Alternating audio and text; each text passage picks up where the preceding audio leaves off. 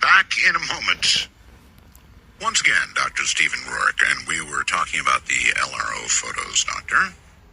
Yeah, actually, your summary was spot on, so I think little more needs to be said, except that the LRO photos show disturbance really to be a cluster of bright impact craters, and so it is arguable both ways. Now, you could well imagine that the folks who say we never went, as you stated, that there's no significant disturbance seen surrounding what is assumed to be the lunar module, and that's problematic, really, for the folks who say we did go to the moon.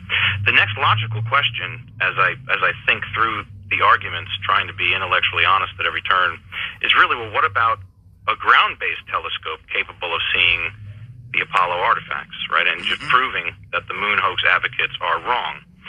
Well, as of 2003, well, first I need to say Jarrah White is a documentary filmmaker who was also associated with Ralph Renee, and he interviewed Joss Hawthorne in 2006, and Hawthorne is the head of instrument science at the Anglo-Australian Observatory.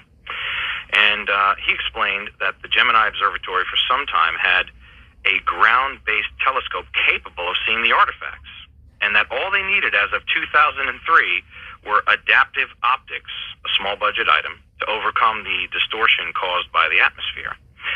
These adaptive optics have long since been installed on the telescope, and yet the folks at Gemini Observatory have yet to find and popularize evidence of the lunar module or other Apollo artifacts.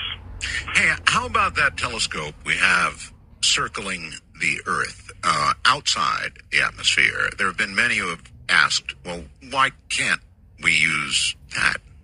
Yeah, Hubble. Well, so far as I know, it's got something to do with what Hubble is spec'd for.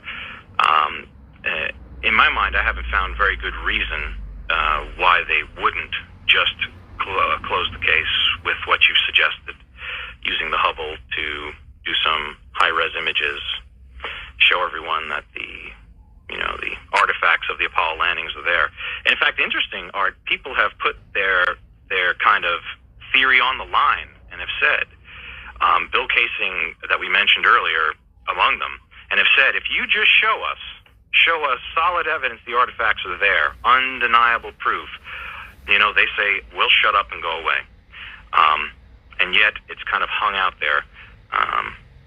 So this comes back to really this issue of telescopes that may be able to see things, reconnaissance orbiters that should have seen things. Really comes back to an interesting article in the BBC, which I'm sure caught your attention, about this fake moon rock revealed